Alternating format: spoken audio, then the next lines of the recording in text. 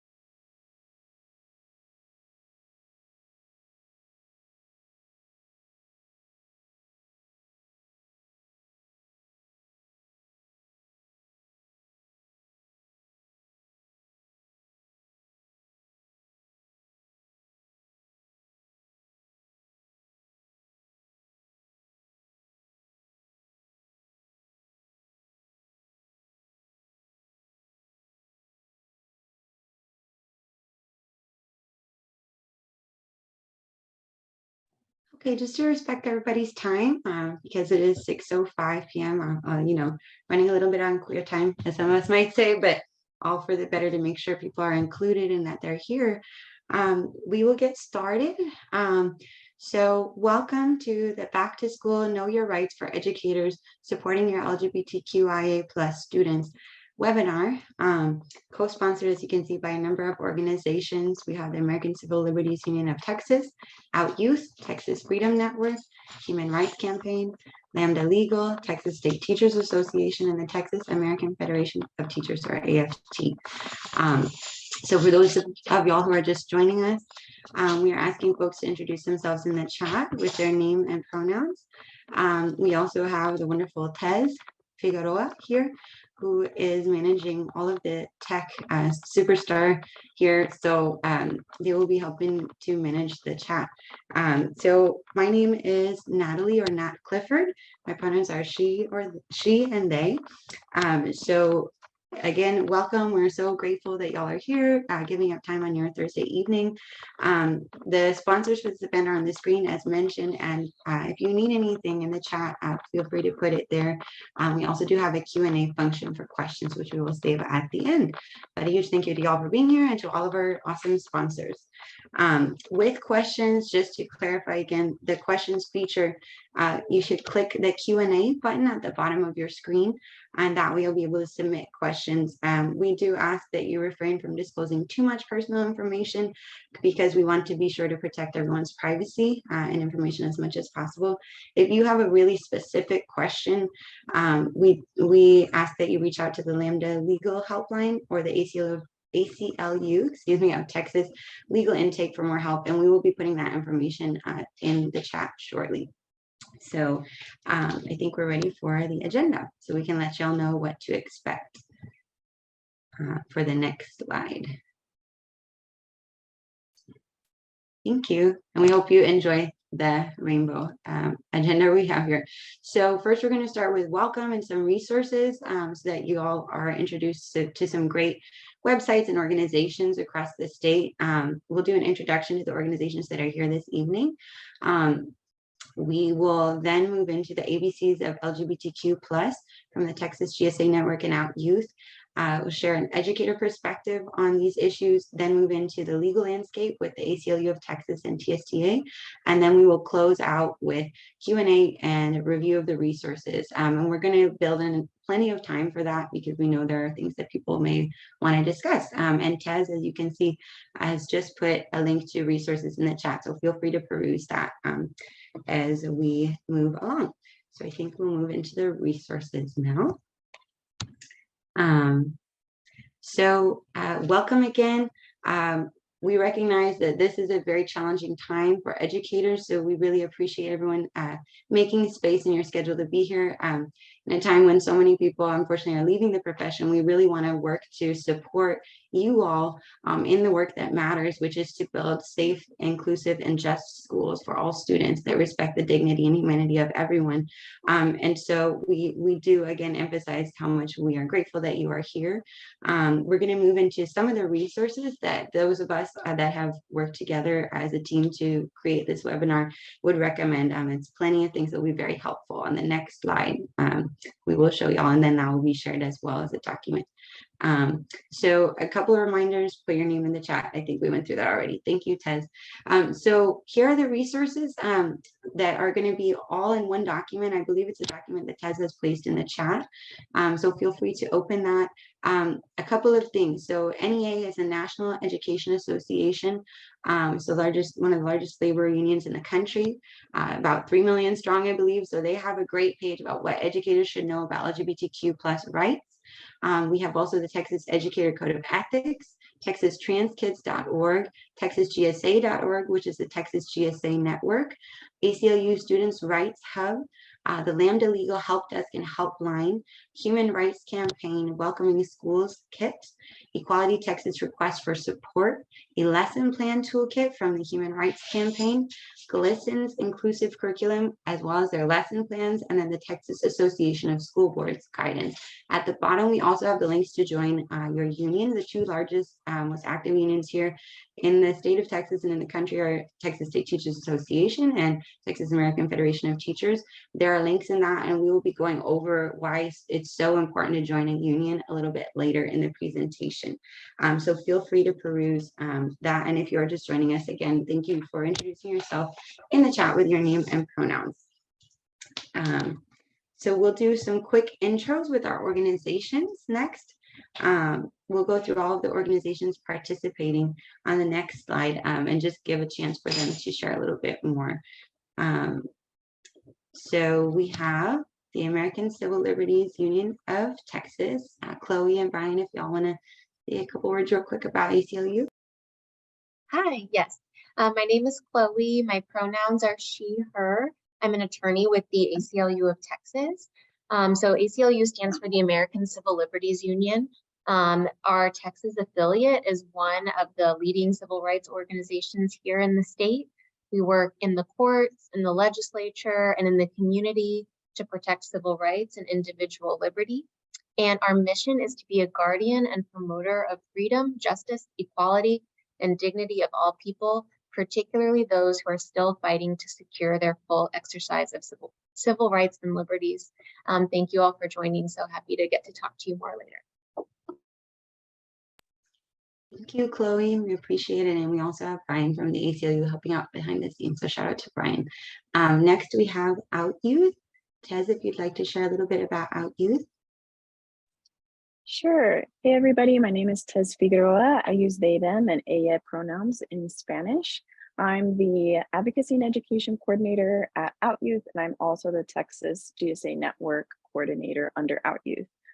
So Out Youth has been in Austin and Central Texas for the last 32 years, providing support to LGBTQIA youth and their loved ones.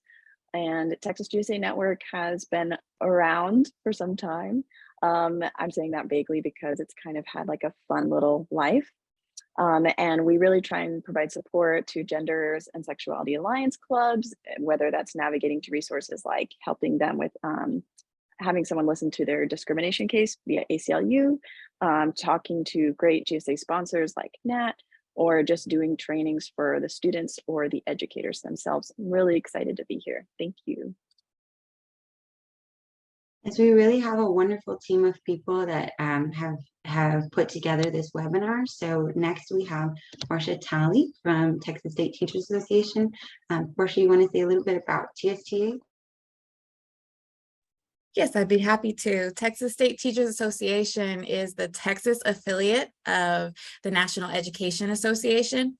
And TSTA is an organization that is deeply committed to the welfare of our schools and those who work within them. TSTA considers itself to be a movement to change the way public schools and the public school employees are treated by empowering educators with the knowledge of their rights. There are over 68,000 Texans and 3.1 million Americans who are members of TSTA and NEA affiliates. And educator empowerment and understanding your rights, your standards, and your benefits is so important and essential.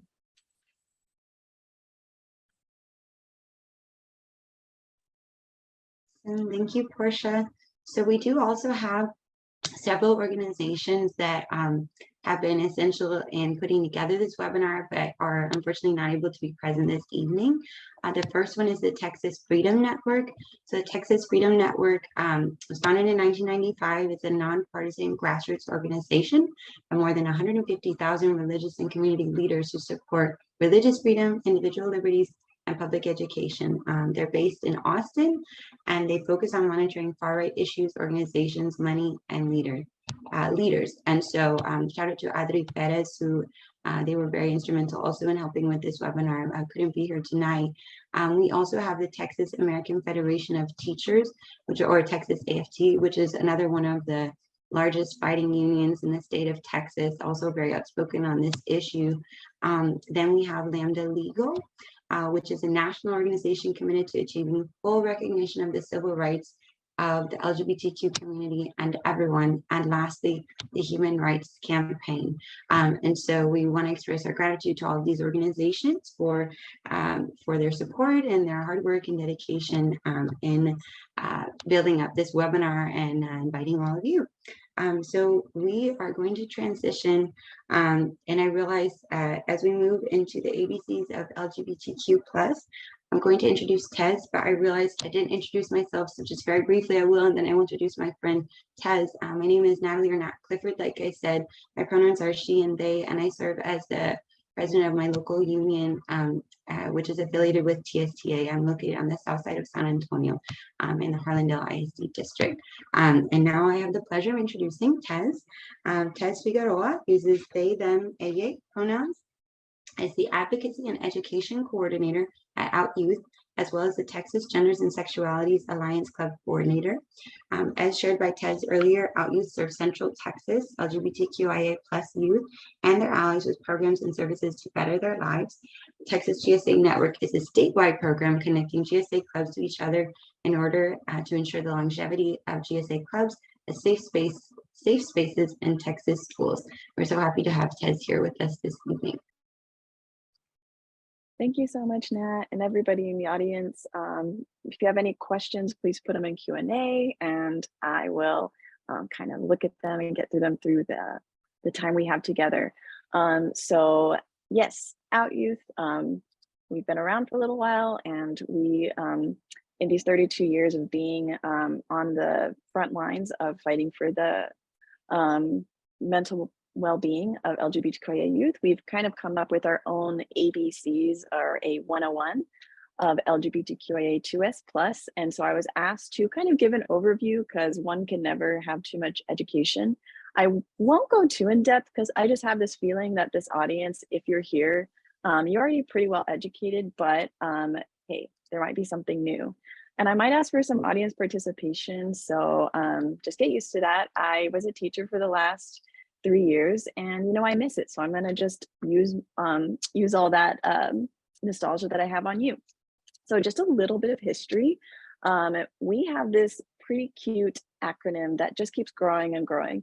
LGBT, lesbian, gay, bisexual, and trans is probably what you're used to hearing, but we have grown, as you kind of heard me spout off in all the practicing that I've had, to a pretty long acronym, and there's lots of important reasons why. As time changes, there's an evolution to what we discover about human sexuality, sexual orientation, and gender identity and gender expression. So to try as best as we can as a group, and I'm sure as yourself, as allies, we want to try and learn what these identities mean. It would be wrong of me to start this, however, without acknowledging the people that have made work like this happen. And so I want to acknowledge Marsha P. Johnson, and I love this quote by Johnson, which is, "No pride for some of us without liberation for all of us." So as you kind of see in this slide, Marsha P. Johnson, along with her friend Sylvia Rivera, were two trans women that were present at the Stonewall riot in 1969 in New York City. And they started the first Gay Pride March the next year in 1970. It's really important to recognize these two trans women of color as the originators of the gay rights movement. And so when we're talking about LGBT, let's not forget the QT BIPOC, the queer, trans, Black, Indigenous people of color. And I'm going to be throwing all these tips out at you. Is like, what can you do? Because a lot of what I'm presenting on is allyship. And so I think one of the best ways to show and acknowledge that you are an ally is to acknowledge the QT BIPOC folks in your life and in your area, especially during Pride, because, you know, Pride started as a riot, and you gotta recognize Marsha P. Johnson, Sylvia Rivera for that. So we thank their presence always. Okay, starting off with the popular ones you've probably heard of. When we talk about lesbian, we think of Sappho. If you don't know who Sappho is, that's your homework to look it up. But a lesbian is thought of a woman or a femme who is attracted to other women or femmes. What is a femme? Well, that is a great term to look up as well. I'm not going to go deep with you yet. But a femme is a person who is somewhere in the LGBT spectrum and maybe expresses themselves as more feminine. Gay is a word that has been used as an umbrella term for anybody in the rainbow, but originally is a man or a masked person who's attracted to other men or masked people. Now, gay has been used as a pejorative or a bad word. So it's important to know that, especially when you're walking around the halls of school. Some youth might say, I love being gay. I'm so gay. Yes, gay. And some folks might use it as a way to put down others. So I'm also going to get into a little bit of that in my presentation of why it's important to know the different connotations of these terms. And of course, we love a bi. Bisexual is someone who's not exclusively attracted to one gender or the other. Sometimes bi folks have had a lot of hardships because a bisexual person might be seen as maybe they're confused or they just haven't chosen yet. So it's also some kind of bi erasure going on when, hey, why are you saying bi? Gender is not man or woman, but because of all the kind of like bi erasure that's tried to happen in the past, we don't want to take away bisexuality. There are many ways to say that you love someone. Okay. And then one of my favorite letters, transgender. So a person who's expressing their gender identity might differ from what the sex that they were assigned at birth, which sounds pretty metal to me, if you ask me. And being a transgender person does not imply sexual orientation. So we're really wanting to like hone in on transgender does not mean that it is a sexual orientation at all, is a gender identity. I'll get into that in a little bit. As you can see, I'm trying to go through this fast because I think that you're advanced, but if you have questions, you want me to slow down, please let me know. Okay, so we've probably heard of queer in two different ways. You might have heard of queer as a pejorative, as a put down, right? Queer, if you've taken any English class, I was an English teacher, queer has been used to call someone strange. And in about the 1980s, queer as a word started to be reclaimed by LGBTQIA2S+ people as like a way to say like, you know, a positive self-identifier and also an umbrella term.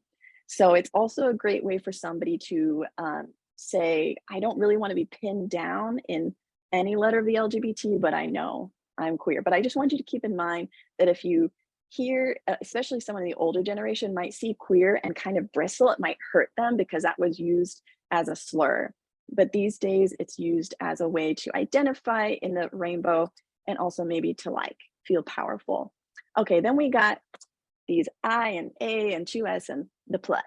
So you might have been hearing about it this week because this week was Intersex Awareness Day on Wednesday. So I'm not going to get into the nitty gritty of this because like I like to say, this is your homework if you don't know it.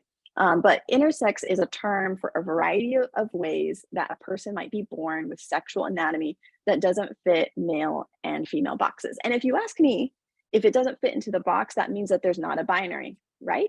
So 2% of the population is intersex, and that's probably higher because a lot of folks may not know that they are intersex. It may be on a chromosomal like element. So I'm gonna leave it there. An ace person or asexual person is a person who may not have any sexual attraction. And in my opinion, I've seen a lot of asexual folks and aromantic folks have a lot of misunderstanding towards them and discrimination, because unfortunately we live in a society in which it seems to be a given that everybody wants to get coupled off, but that's just not true. And we know that friendships are extremely valid relationships too.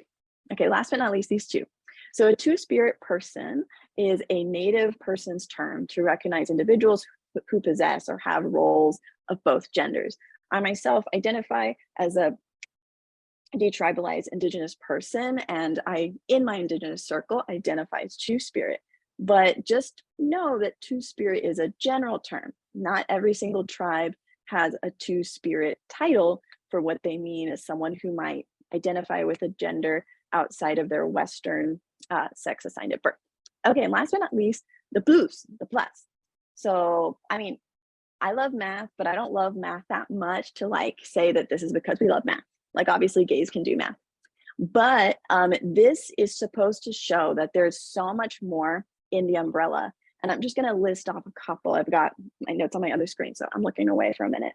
So this can mean non-binary, a person who doesn't identify with male or female, man or woman. It can also mean demisexual, a person whose attraction comes about when they have an emotional connection, or a pansexual, which is closely connected to bisexual, genderqueer, gender fluid, gender neutral, etc. It's beautiful. Okay, so I told you I was going to come back to this. So we've got our gender identity and we've got sexuality, and the two shall not meet, okay? And this is because when we have, and I just want to kind of show you, this is what we call the gender unicorn, which is created by the Trans Student Education Resources. Definitely write this down. They've got some amazing, cool posters and flyers that you can put up at the school. It's like, we're not promoting that you look at your gender, but here's an educational resource if you want. So here's an example of how identity, expression, and attraction are all different. So I like to use this person as my example. So this is my made up person, Lucia, uses she, her pronouns, was assigned female at birth, and identifies as a woman. So she's cisgender. She presents as feminine. She's physically attracted to women and other femme people. And she's also emotionally attracted to them. So she identifies as a lesbian, right? So this is maybe like if you kind of grew up like me in a pretty traditional like society or town, you might see Lucia wearing a skirt and think, well, she must like men.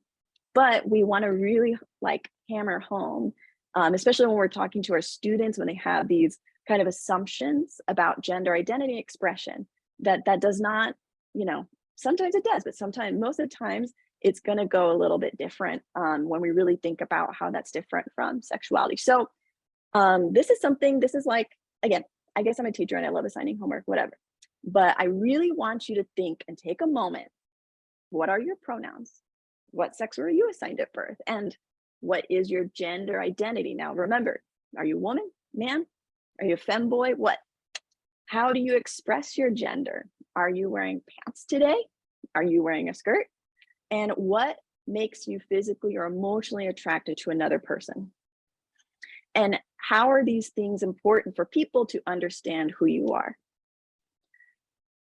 So when you kind of think about that, I really want you to also think about, if you've never had to, or very rarely had to think about these questions, especially the one that says, why is this important for people to understand who you are? Then that is called privilege, my friends. It is a privilege to not have to think about your gender expression or identity, to not have to think about who you are attracted to and why, right? So this is why I think it's really important as educators and folks in education to, how can I show up as an ally? I can show up by starting to ask myself these questions. And if you don't identify within the rainbow, you're still cool with me, but you got to get down with what's going on. Okay, Just a few other things. So this is also why names and pronouns are super important, right? We might take for granted if you identify with your sex assigned at birth and the gender that came, or excuse me, the personal gender pronoun that came along with it, you might take for granted that these pronouns are actually extremely important to our identities. And we've not only got one pronoun, you can have more than one. So as you heard Nat say, I'm sorry, Nat, I'm using you as my example. Nat goes by more than one pronoun. Some folks also go by all pronouns. Don't get like scared.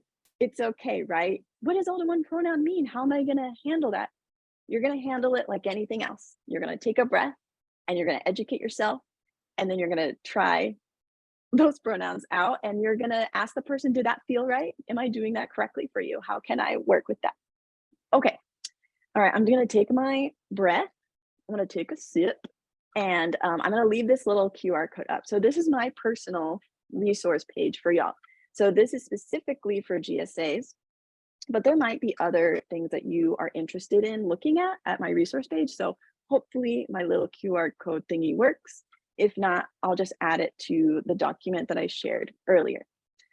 So I am definitely not the last person you're going to hear some tips and strategies from, but I wanted to kind of give my piece. As I said, I was a teacher for the last 3 years. I also taught before. I'm Latinx and I'm queer and trans, and I've been through some stuff. So I feel like I can talk to you as both a past educator and a current advocate and just a human being who kind of knows what feels right in the world. So if you haven't checked it out yet, I believe we just talked about it, but the GLSEN 2021 School Climate Survey just came out, and I just took out some good, some nuggets, let's just say. I don't even want to like title them. So 43% of students frequently heard remarks like "that's so gay." Now, this goes back to my ABCs of LGBT because, hey, like if someone's complimenting me on my cool like shirt, says, "Oh, that's so gay," I'd be like, "Heck yes, it is." But it depends on the context, right? So in this case, this was a negative, that term being used to put someone down. 50% of students said that staff did not intervene when hearing transphobic remarks. That sucks. 53% of students said other students never intervene when hearing homophobic or transphobic remarks. I mean, I'm going to talk about how those percentages kind of seem like they're related to each other, right? And then 69% of students didn't think the staff would do anything about it. And then look at these, 27 and 28% said the process of reporting was too much. And in my opinion, it's closely tied to the figure of 28% of staff were said to be homophobic and transphobic. And you know how it goes. There is a power dynamic in our schools. There's a power dynamic in our society. If we look at the 50% of students that said staff did not intervene, right? And look at how very closely tied 53% of students didn't see their peers intervene. I mean, who are they taking, like, the model from, right? But not the adults. And same here with that statistic at the bottom. I just wanted to give that to you. And I'm not trying to like make you sad or anything. I don't think my audio is going to work on this, but like I highly recommend looking at this video. In this video, we have a wonderful woman here that's saying, "I'm part of the LGBT community, and this is my friend Victoria. She's an ally. Victoria, say something." And Victoria goes, "Ally." And that's all Victoria does. And I think it's hilarious, but that might be just an inside joke with me. So I wanted to kind of like y'all to think about what's the difference between an ally and an accomplice. And I'm just going to be silent for a minute because I do really want you to think. I also understand it's after work. You may not want to participate in the chat, but if you want to, I'm going to read it. So think about it. What is the difference between an ally and an accomplice?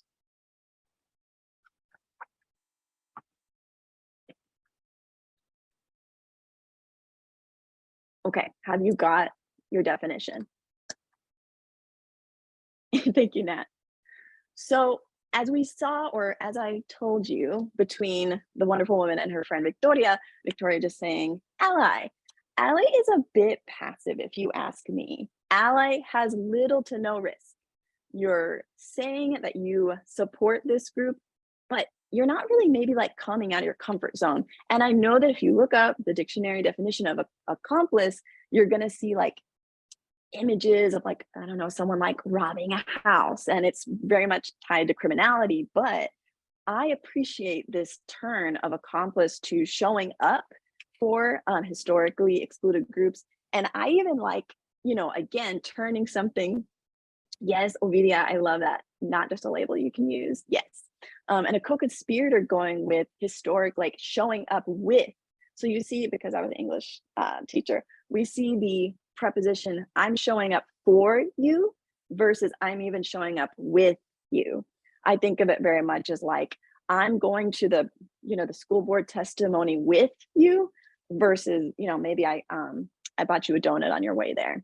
Sorry, higher risk, one gets a sweet reward. Okay, so I wanted to just kind of like tell you a little bit about me or more about me. So this is me. I'm a super nerd. I'm crying in this picture because that was my last day of teaching. And I was the affinity group sponsor along with other folks for the LGBTQA plus affinity group and the Latinx affinity group at the school that I taught at. I have hearts over folks' faces because guess what? In the LGBTQIA affinity group, some folks were not out. And so I'm trying to protect identities here, even though you'll probably never see these kids. They are still, their coming out is such a personal journey. And I also am a co-director of Barrio Writers Workshop, which is a free creative writing workshop done through the summer that teaches the literature only of people of color and other marginalized identities. And I really learned a lot about how to show up better for youth, especially marginalized youth, through these two programs. So the first thing that I really want you to like think about, and you're welcome to take a little screenshot, I'm going to go into a little bit in depth of what this means though, is creating a culture of respect. And so I know a lot of times, like I've been to trainings in schools lately in which the teachers are very scared to be pro LGBT, right? And understandably so. We're going to hear why. But I just wanted to say that you can still create a culture of respect within your classroom, within your halls. Go back to the ABCs of LGBTQIA, educate yourself, recognize your privileges, and think about how you can work that education within your school, right? I have a lot of teachers and counselors saying, I don't want to upset the youth. How do I ask them? If they come out to me, how do I support them? What if they have an unsupportive parent and I need to call home and say, you know, like Joey has, you know, changed their name on their profile. Do you consent to this? And also like, how do I, you know, work with my own students? So this is all work that you're really going to want to do to really make that culture of respect solid year after year. And also language matters. I mean, I'm a teacher up in here. I'm an English teacher. So how is your anti-bullying training and intervention going? By the way, OutYouth has a professional development program, LGBTQA plus competency program. Highly encourage y'all to take it if you need it. Also developing community guidelines in your class, boundaries for participation. I'm sorry, just because you're sitting in your seat does not mean you get to be in that seat if you're not respectful of your peers, right? And that outward messaging and safe spaces. So here's 5 things you can think about right now, because I absolutely abhor when I am in a webinar and I'm like, that was great news. What do I do? And I'm a writer, so I'm just going to make you think and write about this. You're welcome to take a screenshot. So 5 questions that you could even ask some of your students tomorrow or the next day are, what can you tell me that helps me better understand you? How can I be the best teacher for you? How can your school be a place where you feel seen, valued, and excited to learn? What matters to you? How can I support you mentally, emotionally in your community? These are not questions that youth are used to getting. Youth are not used to being having a voice on their own experience. And so you as a teacher, admin, or just, you know, regular amazing educator, asking these questions is going to help them build that culture of respect and trust, and asking them throughout the year, not just one time, right? So this is something that might need some reflection. And I wanted to, I know I'm doing this, surprise, Nat, I also wanted to shower some praise upon Nat and Harlandale, because what I use as an example of going beyond, like we're going so deep into culture of respect and we're going to safe spaces, I like to shower praise on the Dream Center that Nat co-created with other faculty and students at their school. So when I heard about this, I was like, this is amazing, you know? And so Matt can tell you more if they would like, but kind of from what I've picked up from just following the story is that this is an amazing safe space at their school for first-gen immigrants, undocumented folks, Latino and ex youth and Spanish-speaking youth and their families, created out of a need in the pandemic to support each other.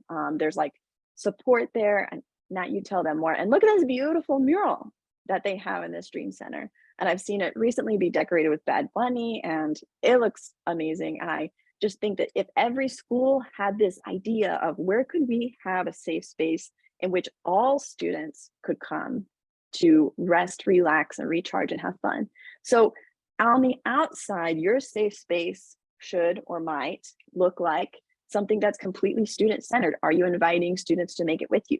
How is a space accessible? Not only in like a physical accessibility, but also is it sound appropriate? Is it, does everybody in the school know where it is? And are there community guidelines created by students and faculty? Now, you know how like things on the surface level, they look great, but underneath they're like, oof, no.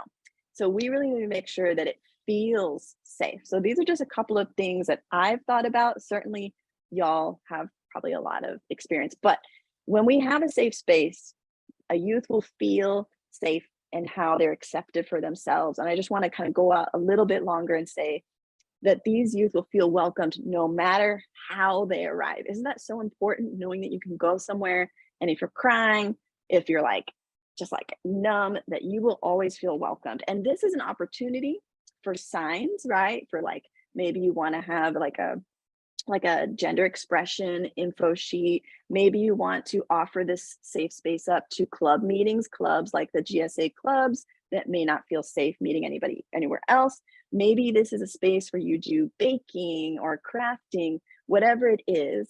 Maybe this is an opportunity for you to really, show that culture of respect. And then we have a safe space, meaning that faculty feels responsible for the well-being. So I really think there's no way a safe space can be safe if there isn't faculty prioritizing the well-being and safety of these students, regardless of the identities or reasons of needing or wanting this space.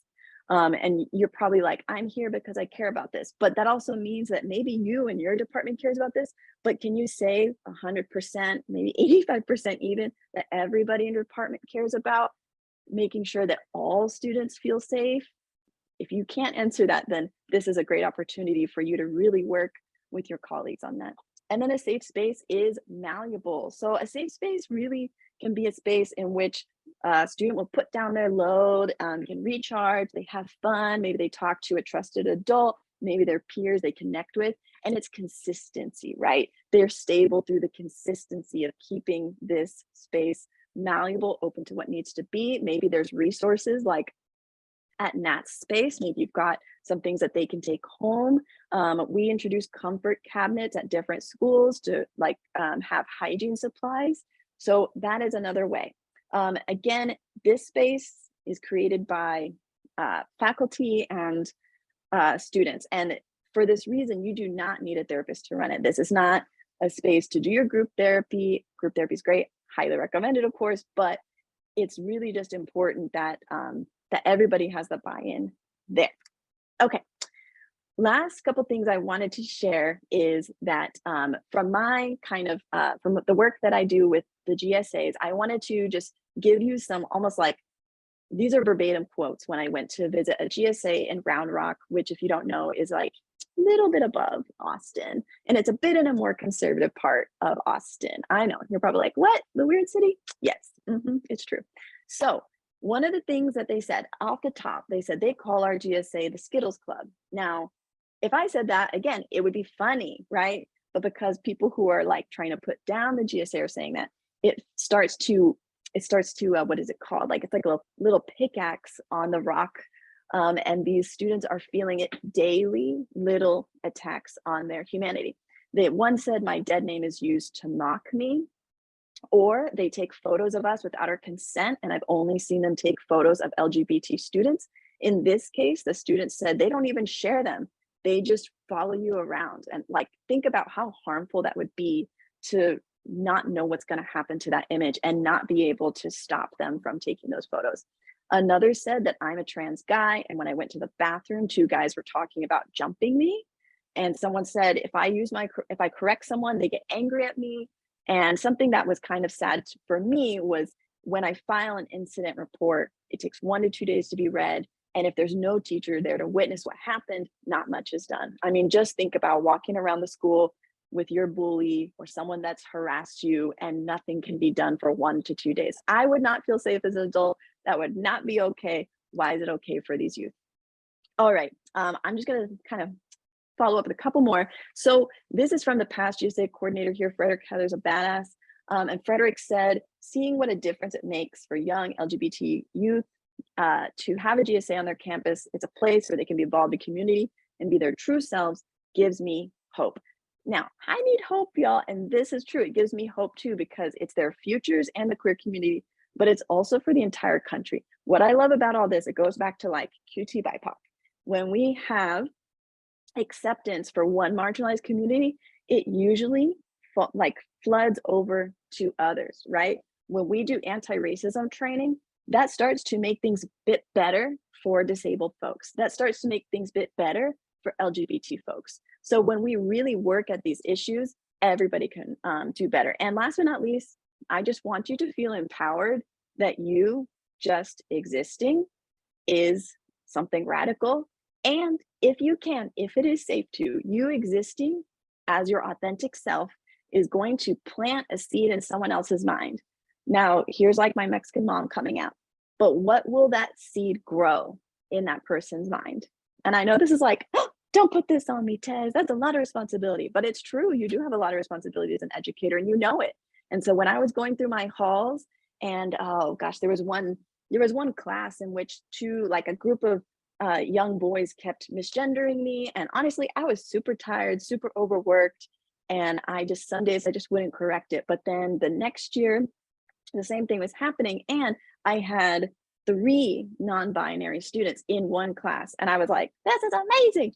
But also I can no longer just push under the rug someone misgendering me. Because if I set that precedent, what is that story telling my students? So I really just want to empower you. I know it's rough out there, but when you show up as like your strongest, most authentic self, the students notice that. And when you defend them, when you go to bat for them in these harassment cases or whatever's happening to them, they notice that too. And it's just a domino effect of everybody feeling a little bit more safe in school.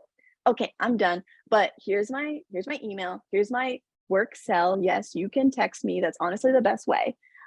Please let me know if you'd like to register your GSA. Lots of resources come with that. And I'm also available for visits within like Travis County. I don't think I get paid for outside Travis County. So I'm going to hand this over. Thank you so much for listening. Awesome. Thank you so much, Tez, for sharing all of your knowledge. My instinct is that as a teacher, I teach newcomer bilingual students at the high school level, and we always do like aplauso after somebody presents. So that's like my instinct coming out. But virtual applause for Tez. Thank you for the shout out. I did see in the chat somebody shared they actually went to McCollum. So shout out. That is the school at which I work, and we have another staff member here. Tez is very knowledgeable about. That all of that information could be expanded into hours long presentation. That's what Tez does. And so I really highly recommend, like Tez mentioned, we'll put the information for the organization at the end again, but they're an excellent resource, especially if you're in Travis County. But for those of y'all that are not, like I'm in Bexar County, we have folks from Amarillo here. Still, definitely, I would say reach out. They have great resources and are really great about supporting GSAs across, Zoom across the state. I know we have a young person who is in El Paso who's like really active. So like, please, like now we have Zoom, definitely take advantage of the resources, knowledge, and wisdom. And thank you so much, Tez, for taking the time to talk folks through all of that and can be connected across the state as well. I'm just going to be pretty brief here, sharing the educator's perspective. And as I begin, I want to be clear that I am just one educator on this call, but obviously obviously the experiences will vary geographically.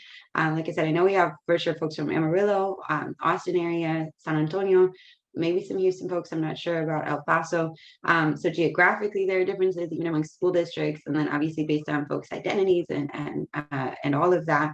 And so this is me sharing from my experience, things that I think can be helpful. Just to briefly explain, just for a 30-second context, what Tez was mentioning, the space that we have is called the Dream Center.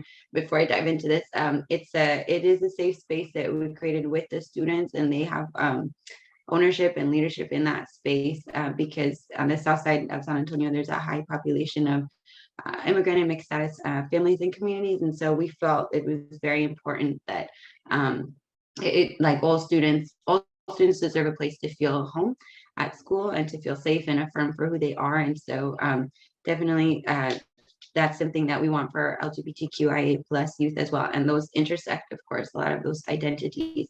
So number one advice I say to everyone is join your local union. Shout out to my union people on this call. I see a lot of y'all here. Y'all know how important it is. So especially if you yourself are LGBTQIA, this is like just one of the first things right away when people come to me with concerns or issues. I'm like, are you a member of a union? Because that is like at least increases your chances of support rather than you navigating it alone. And we have the two largest unions here in the country are, like we mentioned before, National Education Association and American Federation of Teachers. We have on this call folks from Texas State Teachers Association and as well as Texas AFT. I see in the participants or attendees, and those are two fighting unions at the state level and locally. So if you're someone who is on the call and is not sure what union is part of your district, or if your district has a union, that's something that we can definitely assist you with. But it's essentially, right, we want to show up for each other to build a better society that we all deserve, and it's much better than being out there fighting alone, and to be in solidarity with each other. And so that's the number one advice. If you're on this call and you're not a member of a union, I will tell you how to join. So we'll go to the next slide. Thank you, Tez, for navigating the slides. I know we have a couple questions in Q&A queue. We'll get to those at the end for sure. So besides step one, being part of the union, and I do say union intentionally. I know that in some parts of the state, they say organization because the political climate's different. I'm very intentional about saying union because that's what we do. That's what we are. We may not have collective bargaining like other states, but we do the work to advocate for better working conditions, to ensure that workers' voices are included in all ways that we are impacted in our school districts. And we do the work of making sure that our public schools have the resources that our students should have in order to thrive with dignity.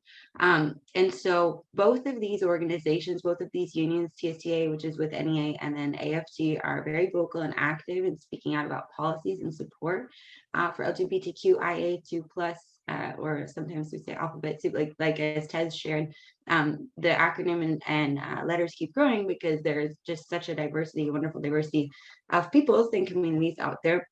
But these organizations, these unions are active and vocal around the rights of students, staff, and communities. So there is statewide and national support that you can cite.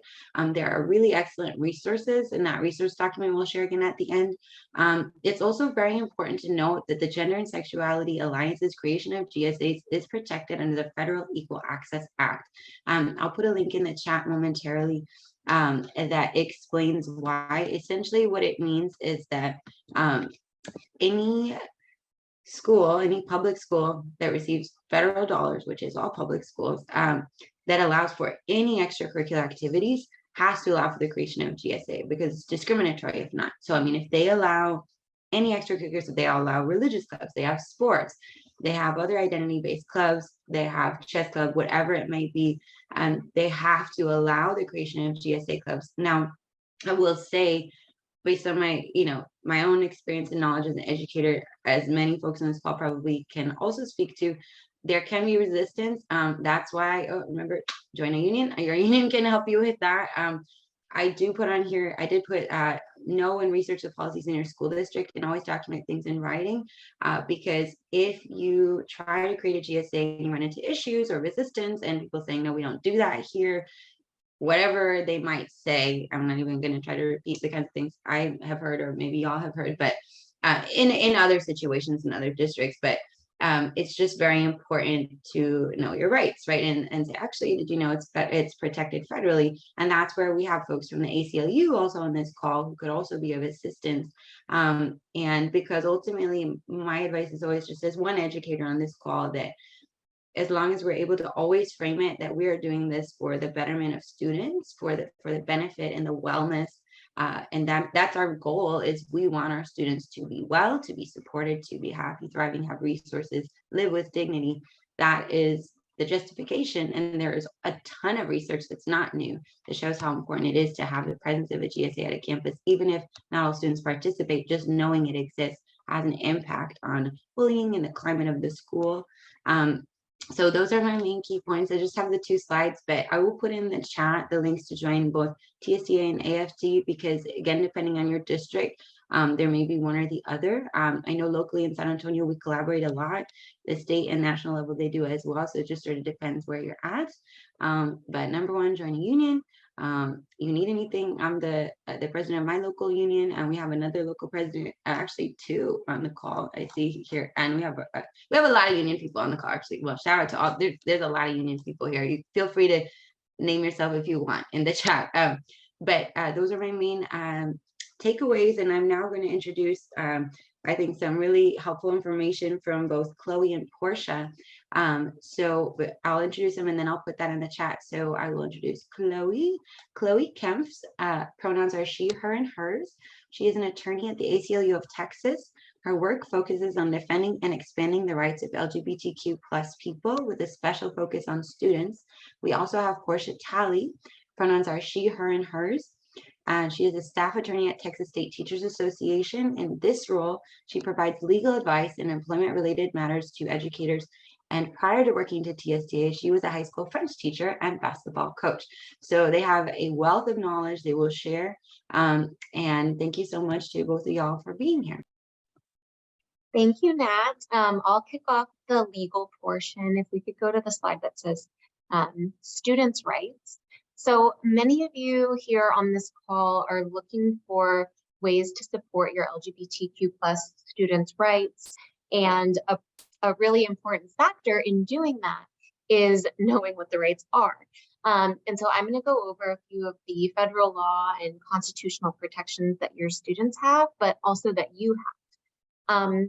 So first, I'll start off by saying that in 2020, the Supreme Court decided a case called Bostock versus Clayton County. And in that case, they were looking at a federal employment law called Title VII. And they determined that when Title VII says you cannot discriminate against an employee for their sex, that also means you can't discriminate against an employee for their sexual orientation or gender identity. So that protects you as employees, that you cannot be discriminated against for those reasons. But actually, the Biden administration's Department of Education has taken this a step forward and said, we're going to apply this logic to Title IX. So that means that students in schools can't be discriminated against because of their sexual orientation or gender identity. And so what does this look like in practice? It means that schools can't exclude students from clubs and field trips or other activities based on their sexual orientation or gender identity. It means that schools are obligated to step in and stop harassment against students for those sexual orientations or gender identities. It means that transgender students should be permitted to wear clothing that aligns with their gender identity. It means that schools should use the preferred name and gender of transgender students unless specifically prohibited. And finally, legal trends across the country strongly support that students have the right to use the facilities that align with their gender identity. We don't have any court cases here about that in Texas, but many federal courts across the country have determined that refusing to allow a transgender student to use the restroom that aligns with their gender identity is discrimination prohibited by Title IX. We'll kind of get in more into the weeds of like what you should actually do if these situations arise later, but those are rights that your students have. And then finally, on the constitutional side, students have free speech rights at school guaranteed to them under the First Amendment. So this means that generally their speech cannot be censored at school unless there's a reason to think that it's going to substantially disrupt school activities or infringe on others' rights. And so this means that your students should be able to display their pride gear and speak out freely about LGBTQ+ issues at school. And so I'll kick it over to the next slide and Portia.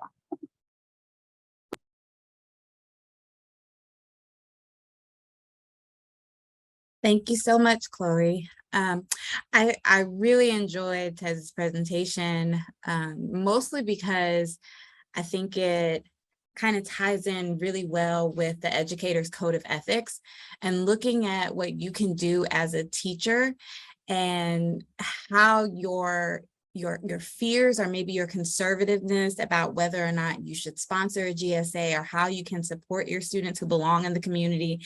I think those fears are alleviated once you understand that there is nothing in the Educator's Code of Ethics that prevents you from being a strong ally with your students. There are some cautionary guidance that I believe anybody should have as an educator with respect to being an appropriate ally. When you look at the Educator's Code of Ethics, it really talks about it's established and it's rules that are promulgated to make sure that teachers are complying with a set of standard practices and ethical conduct toward their students, colleagues, school officials, parents, and community members. The State Board of Educator Certification, which is SBEC, is responsible for initiating investigations or undergoing disciplinary proceedings when a teacher is accused of or there's an allegation that the teacher has failed to adhere to the standard practices that are enumerated within the Code of Ethics. And so while Chloe is going to get into how the Code of Ethics can be used to support a teacher being a strong ally, we need to understand as an educator that the Code of Ethics is also used first and foremost to protect the safety and welfare of Texas school children and personnel. And so the most important thing that I think educators who are interested in being strong allies with their students need to understand the use of appropriate communications with their students. So standard 3.8 and 3.9 really outline your obligation as an educator to maintain appropriate professional educator-student relationships and boundaries. And this is all going to be based on a reasonably prudent educator standard. And when they enumerate what inappropriate teacher-student communications are, that enumeration is intentionally broad and it's designed that way for safety reasons, so that we can prevent grooming or improper influence and things of that nature. And so with that in mind, that standard exists that outlines how you can communicate with your students. Standard 3.9 outlines the electronic communication guidelines and specific details, when, where, how, and it recommends that it is public. And so with that in mind, you want to form a team of support around your students. And I think that Nat's safe space that she has created is an awesome way that protects you as an educator if you want to be a safe ally for your students. My encouragement is to engage and recruit colleagues to assist and work with the organization. Encourage your students to speak with their counselors, other supportive administrators, and any other appropriate staff that can assist you as you interact with your students. Because what Standard 3.9 is really trying to address is that they want to avoid when student-educator communication is too exclusive and too private. And we want to make sure that our educators are maintaining their certificate. And when you take a team approach to being an ally, you're providing immeasurable support to the student, because now they will know of and be able to communicate with multiple safe adults on campus. And when you create that safe space, you really are aligning with the scope of the Educator Code of Ethics that wants to create a safe and supportive learning environment for the students. And Chloe will go into that. Yes, thank you. Yeah, we just wanted to point out that there are parts of the code that really support teachers' use of inclusive and affirming language and practices in the classroom. And so I just kind of summarized the language here from the code, but basically don't treat students in a manner that adversely affects their learning, physical health, mental health, or safety, and don't treat students differently because of their gender, sexual orientation, gender identity, or any of the other protected statuses listed on the slide. And so we know that when we use these inclusive practices that we'll get into a little bit more, they protect the values that are enshrined in the Code of Ethics as well. Yeah. So oh, go ahead. Chloe. No, go ahead.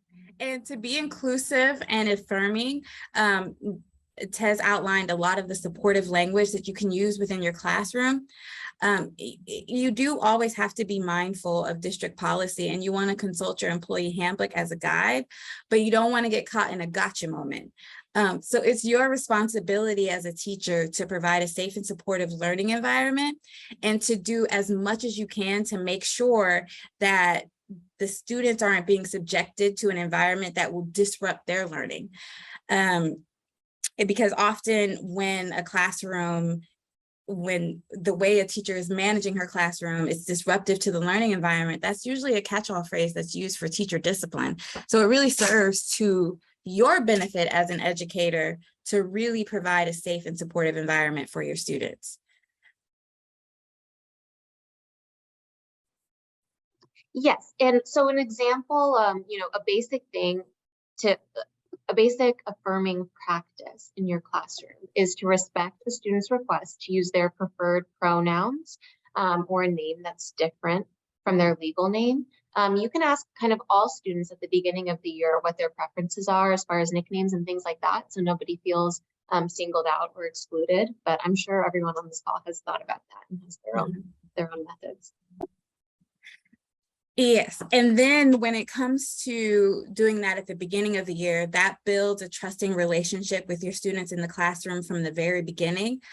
And also there are some instances that may be a little bit more tricky to navigate. If the parents are in favor of their child's preferred pronouns, that sets the tone from the beginning, and you're able to interact with that parent and that student appropriately. But then there are instances when the parents aren't as supportive, and then that becomes a little bit more difficult to navigate, but you gauge on a case-by-case basis. And if you have formed a really strong and trusting relationship with all of your students from the beginning of the school year, I think it becomes a little bit easier.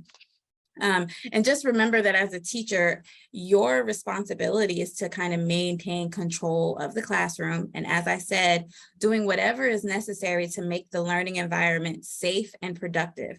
That will kind of insulate you from legal liability. And so that can include acknowledging gender identity, using classroom management techniques that are at your disposal to prevent any harassment and to encourage inclusion in your classroom. Now, when it comes— sorry, real quick. I was just going to say, if we could move on to the next slide, I think that'd be great. But go ahead, Portia.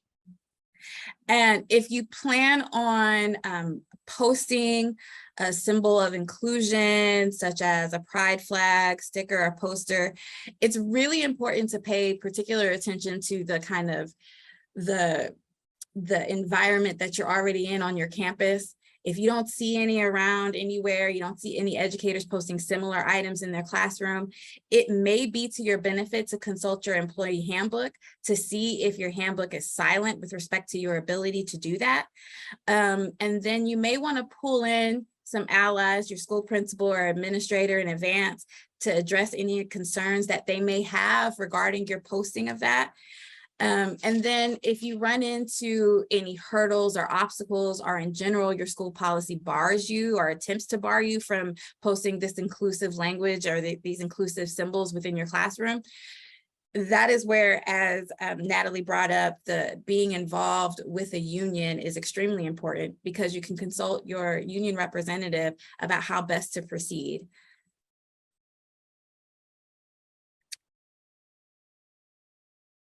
And then I think Chloe is going to get into the reporting requirements and options with respect to harassment and bullying.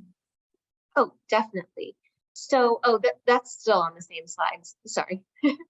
So, yeah. So if you see a student being harassed by other students, you can feel free to report it to your principal and your school's Title IX coordinator, and you can also let the student and or their parents know that they have a right to file a Title IX complaint for discrimination or harassment as well, for school-related activities.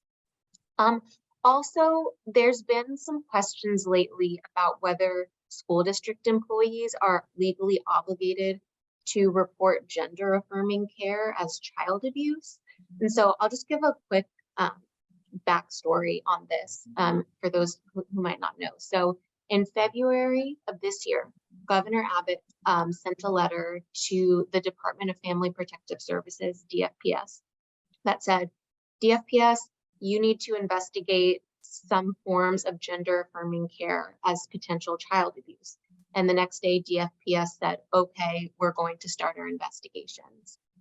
And so in March, the ACLU of Texas, ACLU National, Lambda Legal, and the law firm Baker Botts sued DFPS and Governor Abbott in Texas State Court on behalf of families that were being investigated by DFPS. A licensed psychologist who was a mandatory reporter of abuse under Texas law, and an organization called PFLAG, which is an advocacy organization for LGBTQ+ people and their families.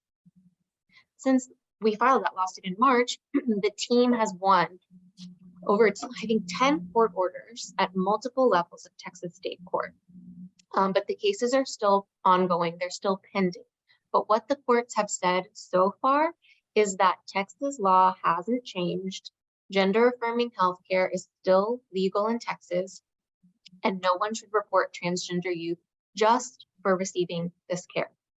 TASB guidance so far has backed this up. I'm just going to read it, what TASB has to say about this situation. They said the legal standard for child abuse reporting is unchanged. A person having reasonable cause to believe that a child's physical or mental health or welfare has been adversely affected by abuse or neglect must immediately make a report. Educators and other mandatory reporters who are not medical professionals should defer medical care to licensed professionals. Unless abuse or neglect are suspected, parents have the right to direct the upbringing of their children and make medical decisions for them. Now, if you hear something other than that from your district or your employers, first of all, please reach out to your union representative, but also reach out to the ACLU of Texas, our intake line. We want to know about these things, just kind of on a broader scale, but it's also important for you to reach out to your union rep so that you know what to do to protect your employment. And then Portia, I don't know if you had anything to add about that or if you wanted to continue on. Yes, I did want to kind of tie that in. Tez and Natalie gave such a glowing description about how you can sponsor a GSA, and I don't really want to add too much to that. The more student initiated the GSA is, the better it is. And just be mindful, as I said earlier, with standard 3.9 of the Educators Code, making sure that you're following the guidelines within your local school district with respect to how frequently you speak to your students electronically as a sponsor of that club, and whether or not it is private and open to where everyone can have access to those communications. And to Chloe's point about the reporting requirement with abuse, I think the best form of allyship as an educator that you can have is to just be an active listener. That's the highest form of support that you can provide to your students at any amount of time, at any time. And teachers not necessarily need to be careful with their student conversations, but when you are having these conversations with your students, you need to be mindful that you're not being too intrusive or probing for details or trying to influence them to go one way or the other, but understanding that when you are communicating with your students, some of the information that they do provide to you could be considered an outcry, and you need to do some mandatory reporting outside of the gender affirming care. That could relate to if the parent is not supportive of how they are identifying or what they are expressing in terms of their sexual orientation, and they may need some additional support. And I think as a teacher, you should be mindful of how you are supporting and understand that some of those conversations are best reserved for their school guidance counselor. And then some of those conversations will require you to report, because it may turn out that there is a disclosure that the parent is neglecting the needs of their gender diverse child, or they're being verbally or physically abusive. So you want to be mindful of that, because you do have an obligation as an educator to report that. And want to move on to the issue of adopting inclusive curriculum practices. And it took me a while to kind of come up with what kind of advice or guidance I would really want to give teachers about that, because educators do have a lot of liberty about how they teach their lessons. But for the most part, the curriculum is outlined or dictated and adopted by the State Board of Education. So they implement the TEKS, which are required curriculum standards for your subject matter. So when you're trying to adopt more inclusive curriculum, you want to focus on how closely can I align with the TEKS, but yet include some inclusive curriculum within my instruction. And as long as what you are teaching about aligns with the TEKS, you should not run afoul of any types of disciplinary action. But straying away from the TEKS and outline benchmarks for your subject, especially with core subjects, can lead to negative appraisals or disciplinary actions. But one way that teachers can take a positive stance and move the curriculum in a more inclusive direction, the State Board of Education reviews curriculum periodically, and teachers are encouraged to get on those committees. So if you become active within your union or your organization, you can learn how to apply to sit on those committees, and then you can implement the different curriculum and instructional materials at the state level, and then your local education agency can apply those into the curriculum that you're required to teach in your classroom.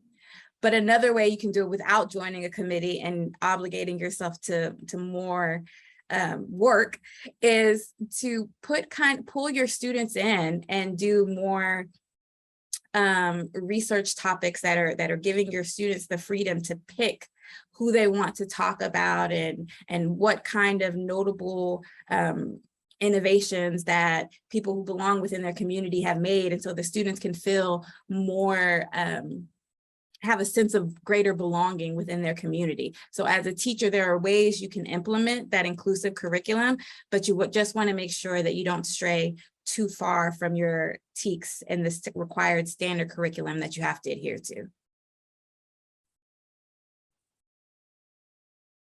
So I'll go ahead and move on to supporting and advocating for your students outside of the classroom. And so we mentioned earlier that your students have pretty robust First Amendment rights within the school. But as employees, educators' free speech rights are more limited than their students. And so as educators, you have the strongest protections when you're speaking off of school time in your capacity as a private citizen on a matter of public concern. So this means that you can advocate for your LGBTQ+ students when you're off duty. You can go to protests, you can go to school board meetings, you can make your voices heard, but the things that you say within the school walls are more restricted And if you ever feel like you might be coming up against a line or you have a question, that's a perfect time to reach out to your union. Absolutely. Being involved, acting in concert with other educators, involving your union, they all greatly strengthen your advocacy for inclusive classrooms, school practices, and curriculum.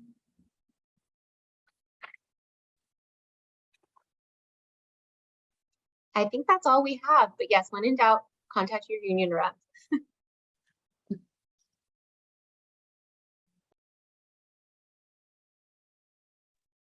I think we're moving on to the Q&A portion now. So shout out to these amazing folks for sharing all their legal knowledge. I love that we're all keep saying union, like because it's just something, unfortunately, that not everyone knows is like just at least a starting place. And I know a lot of people on the call asking questions. There's some union folks too.